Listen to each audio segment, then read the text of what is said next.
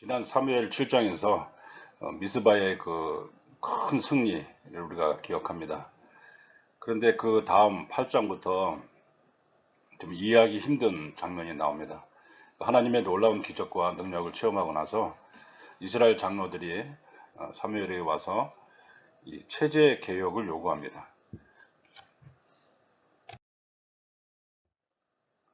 이들이 체제 개혁을 요구한 그 겉으로 명분은 먼저 지도자의 부패에 대한 염증이 있었죠. 그 엘리 제사장의 그 두 아들의 그 횡포와 만행에 대해서는 우리가 잘 알고 있었고, 이 사무엘의 두 아들마저도 이 전부는 아니지만 일부 지역을 통치하면서 이 부패와 또 뇌물을 받는 그런 잘못을 저질렀습니다.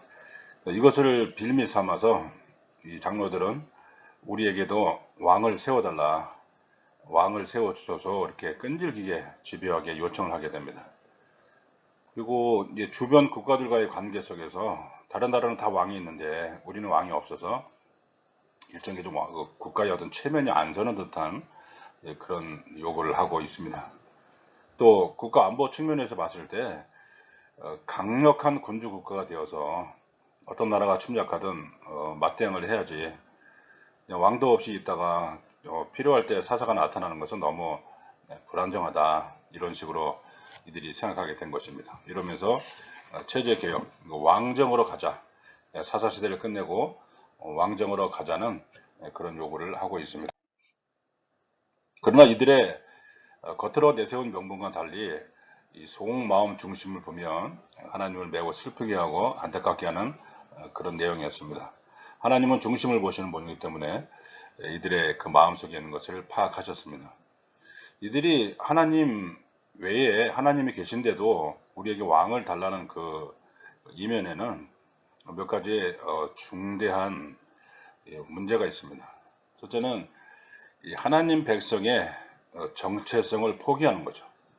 하나님의 백성이라는 것은 하나님이 친히 왕이 되시고 백성은 그의 백성이 되는, 그것이 중요한 내용인데, 이것을 포기하고 다른 세속 국가처럼 왕이 우리를 다스리는 나라를 만들어 달라, 그런 식으로 하기 때문에 정체성을 포기하는 그런 동기입니다. 두 번째는 하나님과의 계약을 파기하는 그런 제안입니다. 일찍이 출애굽기 19장 5절에서 6절까지 너희가 내게 대하여 제사장 나라가 되며 거룩한 백성이 되리라. 이것은 이제 시내산 계약이라고 알려졌지만 이것은 사실 이스라엘의 헌법 전문과 같은 그런 중대한 내용입니다.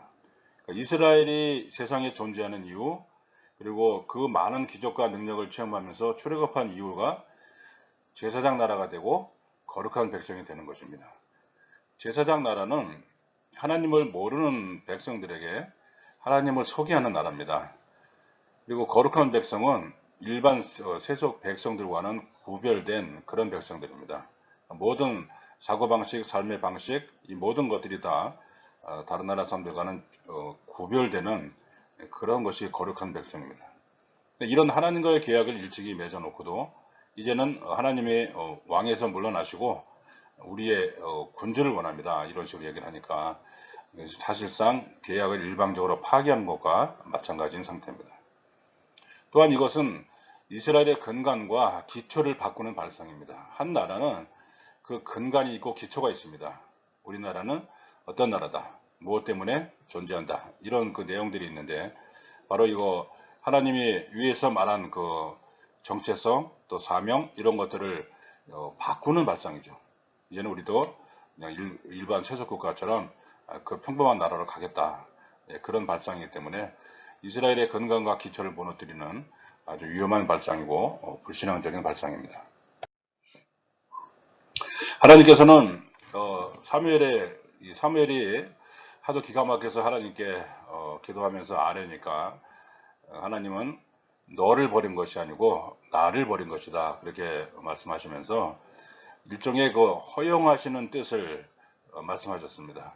하나님이 기뻐서 좋아서 하는 것이 아니고 정말 사람들이 너무 불신앙을 가지고 고집을 부리니까 그래 그럼 한번 해봐라, 이런 식으로 허용하시는 그런 뜻을 허용하셨습니다. 그러면서 먼저 이 군주 제도에 대해서 왕의 제도에 대해서 설명을 하셨습니다. 왕 제도를 세우면 반드시 그 병역, 노역, 공출, 납세 이 의무가 따라옵니다. 전쟁이 일어나면은 병역을 나가야 되고요. 평소에도 우선 공사나 그런 데 있으면 노역을 나가야 되고, 또 공출, 어떤 그 자신 지방의 특산물이나 또 여러 가지 또 이 나라에서 뭘 내라 그럴 때 공출을 해야 되는 그런 의무가 있고, 또 세금을 납세해야 되는 납세 의무가 있습니다. 이래서 실제적으로는 왕의 노예가 되는 것이죠. 이것이 그런 여러 가지 부역이 따를 텐데 이것을 감당할 수 있겠느냐 그렇게 설명하셨습니다. 그리고 하나님께서는 백성들에게 자신들의 선택에 대한 책임을 물으셨습니다. 너희들이 군주국가 왕정을 택했으니까 거기에 대한 선택은 너희들이 책임을 져야 된다 그렇게 말씀하시고, 너희들이 불러도 나는 응답하지 않으리라. 이미 하나님을 왕의 자리에서 배척을 했기 때문에 불러도 응답하지 않으리라. 책임은 너희들이 져야 된다 그렇게 말씀을 하셨고요. 그러나 하나님께서는 악을 선의로 바꾸시는 전능자이시고 만군의 여호와이시기 때문에 역사를 이끌어 가시면서, 나라를 이끌어 가시면서 이들이 저지른 모든 악을 다시 선의로 바꾸시는 하나님의 섭리를 가지고 있습니다. 이것이 하나님께서는 얼마나 하나님이 어떤 분이신가를 알 수 있는 귀한 동기가 됩니다. 또한 이 왕정 제도를 이제 운영하면서 그 나라의 제도, 헌법과도 같은 그런 원칙을 하나님께서 말씀하셨습니다. 먼저 왕은 율법의 기초에서 통치하라는 것입니다. 신명기 17장 18절에서 20절 말씀 보면 하나님께서는 적당한 때가 되면 왕정을 할 것을 계획하고 계셨습니다. 이것을 적당한 때에 왕을 세우려고 하셨는데도 이들이 성급하게 이렇게 요구를 한 것인데, 이미 신명기 말씀에 왕이 되는 사람들, 왕은 어떤 자세로 통치해야 되는가 그 기준이 나와 있습니다. 그가 왕위에 오르거든 이 율법서의 등사본을 레위 사람 제사장 앞에서 책에 기록하여 평생에 자기 옆에 두고 읽어 그의 하나님 여호와 경외하기를 배우며 이 율법의 모든 말과 이 규례를 지켜 행할 것이라. 그러니까 왕은 절대 권력을 휘두르는 존재가 아니고 하나님의 율법에 따라 그것을 평생 자기 옆에 두고 가까이, 또 레위사람 제사장들의 지도를 받으면서 율법의 말씀을 익히고 또 지켜라 그렇게 말씀하고 계십니다. 율법은 사실 하나님의 공의가 많이 들어있는 말씀들입니다. 하나님의 공의에 입각해서 통치하라는 그런 말씀이고요. 왕은 특히 탐하지 말아야 될 것이 있는데 말, 아내들, 은금 이런 걸 탐하지 말라는 겁니다. 말이라는 것은 이제 군사력, 국방력을 상징하기 때문에 하나님보다 더 눈에 보이는 군사력을 의지하지 말라는 얘기고, 또 아내들을 또 은금을 탐하지 말라는 그런 말씀을 하시면서 왕이 지켜야 될 것을 말씀하고 계십니다. 우리는 이 사무엘상 8장의 말씀을 보면서 그 이후로도 인간은 정말 끈질긴 실험을 하는 것을 우리가 알 수가 있습니다. 타락한 인간의 끈질긴 실험이라고 표현을 했는데, 인간들은 끊임없이 하나님 없는 유토피아를 추구하고 있습니다. 유토피아는 이상사회를 의미하는데, 하나님 없이도 충분히 우리는 유토피아를 만들 수 있다, 이상사회를 만들 수 있다. 이것이 역사 이래로 계속 반복되는 실험입니다. 그리고 이 실험이 끊임없이 실패로 끝났는데도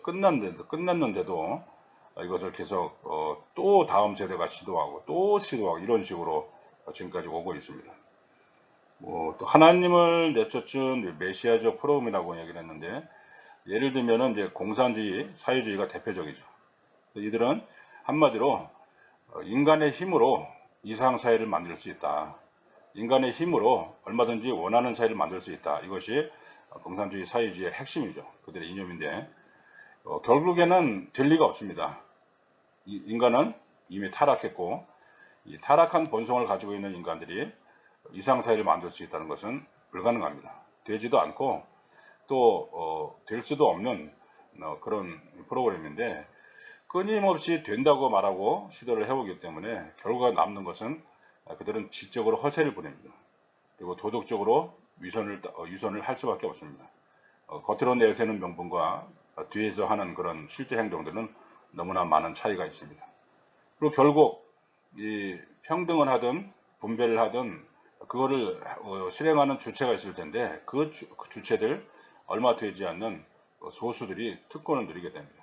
그들이 권력과 또 이 재물을 통제하면서 그들이 독점하면서 얼마나 많은 만행을 저지르고 있는가는 오늘날 공산주의 사회주의 국가에서 충분히 볼 수가 있는 것입니다.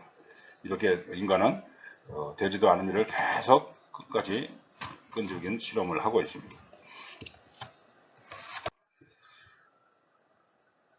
참고로 우리 종교개혁 3대 선언을 살펴볼 수가 있는데 종교개혁은 신학적, 경제적, 정치적 그렇게 세 가지 파트로 나눌 수가 있습니다. 먼저 신학적 선언은 오직 그리스도, 오직 믿음, 오직 성경 유명한 말씀이죠.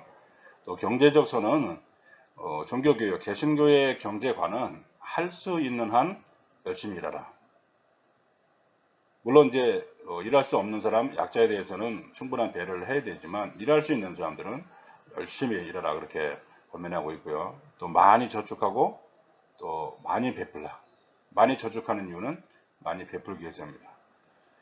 그럼 여기서는 이제 정치적 선언이 중요한데요. 종교개혁의 정치적 선언은 한마디입니다. 모든 사람은 죄인이다. 모든 사람은 죄성을 가지고 있다 그런 뜻이니까 여기서 억제와 균형 논리가 나오고 삼권 분립이 나오게 되는 것입니다. 서로가 타락한 본성을 가지고 있기 때문에 타락한 본성을 가지고 있는 죄인들이 권력을 쥐었을 때 어떻게 현상이 일어나는가는 우리가 다 알고 있는 바입니다. 그래서 서로가 적절한 균형과 견제를 통해서 서로 깊이 타락하지 못하도록 그리고 어느 정도는 균형 있게 운영될 수 있도록 해주는 것이 바로 이런 배경이 되겠죠. 그래서 정치적 선언은 모든 사람은 죄인이다. 이것을 인정하느냐 안 하느냐에 따라서 정치 체제가 달라집니다. 상당히 중요한 부분입니다. 그럼 사실 우리는 이 사무엘서 말씀을 통해서 이 정치 체제에 대해서 더 깊이 생각하게 됩니다. 이것은 개인적인 말씀이 아니고 결국에는 최고의 정치 체제가 무엇인가 이거에 대해서도 깊이 생각해 만드는데 하나님 나라는 하나님이 친히 통치하시는 왕국입니다. 킹덤입니다. 킹덤가 하나님의 나라라고 하는데 하나님이 친히 통치하시고 하나님이 완성시키시는 그런 나라입니다. 물론 지금도 하나님은 역사 속에서 개입하셔서 하나님 나라를 이루고 계십니다. 그러나 예수님이 다시 오실 때 완벽한 하나님 나라를 이루실 것입니다. 우리는 사실 마지막 날에 최고의 최선의 그런 체제는 왕정, 킹덤인 것을 알 수가 있습니다. 지금은 우리가 타락한 본성을 가지고 살기 때문에 자유민주주의가 가장 지금 그래도 가장 바람직하고 쓸만한 체제인 것은 확실히 맞지만 그것이 완벽한 체제는 아니죠. 우리는 이 땅에서 그렇게 살 수 있어도 우리가 최후에 바라는 그런 나라는 하나님 나라, 또 하나님이 친히 약속하신 나라, 하나님 나라인 것을 알 수가 있습니다. 하나님 나라는 완전한 사랑과 정의가 실현되는 것입니다. 사람에게는 그 정의를 추구하는 본성이 있습니다. 그래서 누구나 다 정의를 말하고 어린아이도 이 정의를 상당히 좀 많이 따지죠. 그렇지만 인간에게는 참된 정의를 실현할 능력이 없습니다.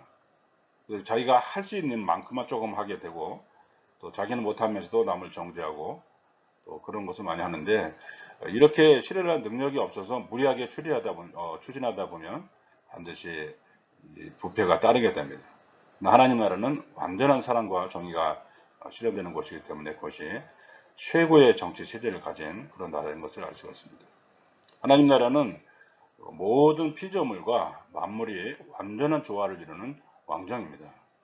그래서 이 인간 사회에서 왕정은 타락할 요소가 많고 부패할 그런 부패할 요소가 상당히 많이 있지만 그러나 하나님 나라는 모든 것이 완벽하게 조화를 이루는 하나님이 친히 다스리시는 왕정입니다. 참고로 우리가 이 땅에서의 정치 체제를 말할 때 이거 몽테스 교회가 그 법의 정신이라는 그런 저서를 통해서 정리를 해놨었는데, 크게 보면은 세 가지입니다. 공화정제, 그러니까 민주주의를 포함해서 국민 전체 혹은 일부가 주권을 갖는 그런 정체가 있고요. 또 군주 정체, 한 사람이 통치하지만 정해진 재정법에 의해서 통치하는 그런 군주 정체가 있고, 또 전제 정체, 통치자 자신의 의지나 자의에 따라서 모든 일을 처리하는 정체. 크게 보면 세 가지인데, 전제 정체는 말할 것도 없이 정말 가장 안 좋은 체제입니다. 나쁜 체제입니다. 그리고 군주 정체는 좋은 군주를 만났을 때 나라가 발전하지만 반대의 경우를 만났을 때는 나라가 멸망에 이르기도 하는 아주 불안정한 그런 체제고요. 그리고 민주주의가, 자유민주주의가 잘 발달하면 그래도 안정되게 제일 갈 수 있는 곳인데, 그렇더라도 그것이 최선의 상태는 아닙니다. 그것에도 계속 여러 문제가 생기고, 또 많은 인간의 죄 때문에 생기는 많은 범죄들이 따르게 되는데, 하나님 나라는 죄, 사망이 없는 나라이기 때문에 완벽한 공의와 정의, 사랑을 이룰 수 있는 그런 나라입니다. 우리는 다시 이런 하나님 나라를 대망하면서 함께 기도하면 좋겠습니다. 우리는 지금 굉장히 혼란한 시대를 지내고 있고, 또 우리 대한민국이 사실 너무 급하게 나라가 세워지다 보니까 충분히 기독교적인 가치관, 세계관을 표현하지 못했고, 또 많은 사람들이 물질 성장에 너무나 많이 집중을 하는 나머지 한국교회가 정말 일반 백성들에게 전해줘야 될 그런 정말 그 사람의 가장 기본 동력이 되는 그런 세계관과 가치관들을 잘 전해주지 못했습니다. 다시 한번 우리가 하나님이 진정한 우리의 왕이십니다 하는 신앙 고백을 같이 하면 좋겠습니다. 사사기의 체제는 하나님이 친히 왕이 되신 고도의 정치 체제였습니다. 그런데도 백성들은 우리에게도 다른 나라처럼 왕을 세워달라 집요하게 요청했습니다. 하나님은 마음 아프게 허용하시며 인간 왕들이 가혹하게 요구할 병역, 노역, 공출, 납세의 큰 짐을 걱정하셨습니다. 우리는 열왕의 기록을 통하여 그들이 얼마나 혹사당했는지 기억합니다. 주님, 완전한 공의와 사랑이 입맞출 하나님 나라를 대망합니다. 하나님은 우리의 왕이십니다. 주님의 뜻에 반하는 그 어떤 권력도 심판하시는 전능하신 왕이십니다.